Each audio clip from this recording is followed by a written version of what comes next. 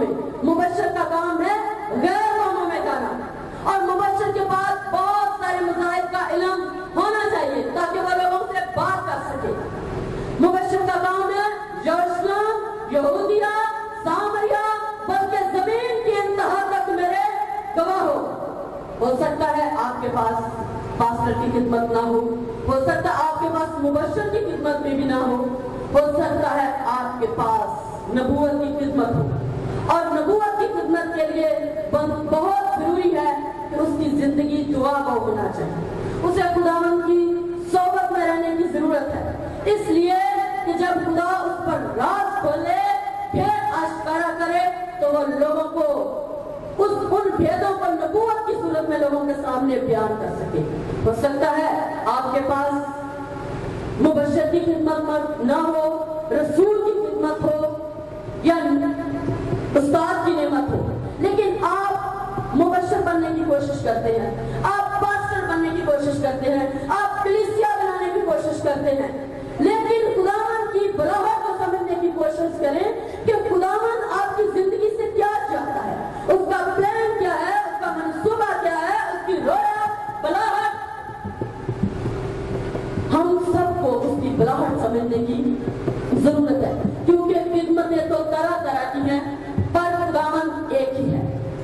और हो सकता है मेरे पास मैं नासिर हूँ और मेरे पास नसीहत की खिदमत हो, लेकिन मैं स्टेज पर खड़ा होना चाह रही हूँ, मैं कभी कामयाब नहीं हो सकती। मैं नासिर हूँ तो मुझे नसीहत ही करनी है, और नसीहत करने का तरीका मुझे पर्सनल लोगों के पास जाना है और उनको नसीहत करनी। हो सकता है मैं सखावत करने वालों में से हूँ और मेरे अंदर शौक लग गया है कि मैं लोगों को कलाम सुनाऊं, लेकिन मुझे सखावत ही करनी है। लिखा है, कलाम में लिखा है कि लिखे से तजावुज ना करो। जिस जगह पर खुदा ने आपको रखा है, अगर आप उसी जगह पर रहकर काम करेंगे तो आपका काम बड़ा मौसर होगा। इसी तरह हिजकिय्याह की किताब में लिखा है कि उन्होंने अपनी तरफ से नामख्तूनों को मेरे मज़बा पर खड़ा कर दिया और मैं उनको सजा दूंगा। हम अपने तौर पर मज़बा पर खड़े हो जाते हैं, लेकिन हम दूसरों के लिए कभी बरकत का सबब नहीं बन सकते। और मैं ये चाहती हूँ कि आप सब बरकत का सबब हो। मेरी ये दुआ है कि आप बाबरकत मुनादी करें। बाबरकत का मतलब है आपके वसीला से लोग बरकत पाए। ये नहीं कि आप स्टेज पर आ गए, आपने एक लंबा चौड़ा मैसेज दे दिया।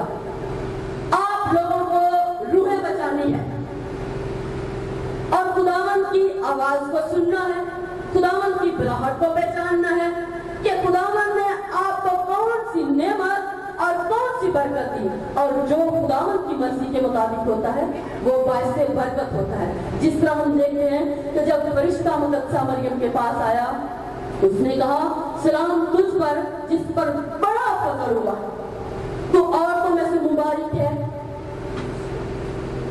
और कभी मरियम के सोचो गुमान में भी ना था कि मेरे साथ इतना बड़ा काम होने वाला है, उसके कभी ख्याल में भी ना आया था। तुझ पर फजल हुआ है और तेरे बेटा होगा, लिखा है तो उसका नाम यीशु रखना। उसने कहा ये क्यों कर हो सकता है? उसने कहा खुदा ताला की रूह तुझ पर साया डालेगा। उसने कहा देख मैं खुदावंद की बंदी हूँ, मेरे लिए तेरे कौल के माफिक हो, यानी कि जो तू चाह रहा है मैं उसके लिए तैयार हूँ।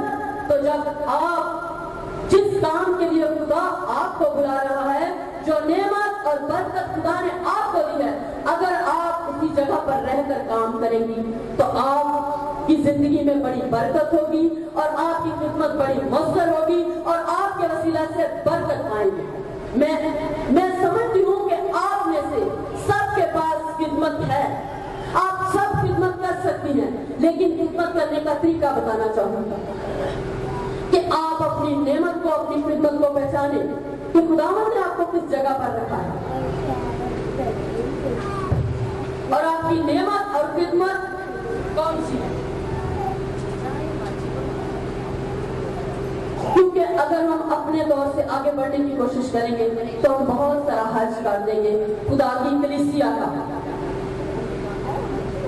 اس لیے کہ ایک 6ٹھی کلاس کا اسٹوڈنٹ ہے اور اس کے اندر شوق آ گیا ہے. کیا شوق ہے؟ کہ میں ٹیچر بن جاؤں. ٹیچر بن کے میں 7ویں کلاس کے بچوں کو پڑھاؤں. لیکن بچے کے اندر شوق ہے، لیکن جب تک اسے خود کچھ نہیں آتا وہ کسی کو کیا سکھائے گا؟ وہ کھڑا تو ہو ہی جائے گا لیکن وہ پڑھا نہیں سکے گا. امثال میں لکھا ہے یہ بھی اچھا نہیں کہ روح علم سے خالی ہو. اور آج ہم سیمینار میں آئے ہیں اور سیمینار کا مطلب بھی یہی ہے کہ اعلیٰ قسم کے لوگوں کو اعلیٰ قسم کے ٹیچر پڑھائیں. پڑھانا کسی کے ذہن نشین کروانا، اور ذہن نشین کا مطلب ہے کند کرنا. کند کرنے کا طریقہ چھینی اور ہتھوڑے کے ساتھ ہوتا ہے.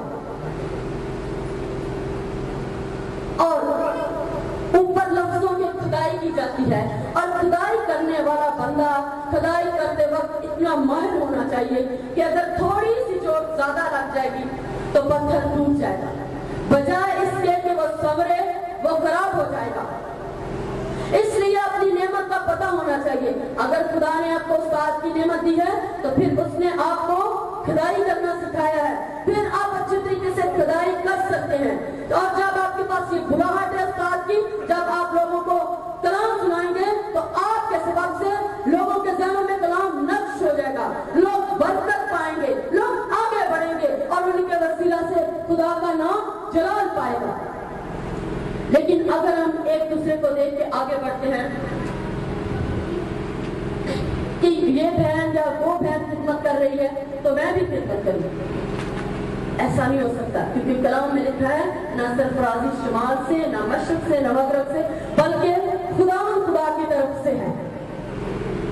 میں چاہتی ہوں آپ سب منادی کریں، آپ سب گواہی دیں، لیکن زیادہ تر یہ چاہتی ہوں پالوس رسول فرماتے ہیں تم بڑی سے بڑی نعمت کی آرزو رکھو، لیکن زیادہ یہ چاہتا ہوں کہ آپس میں محبت رکھو.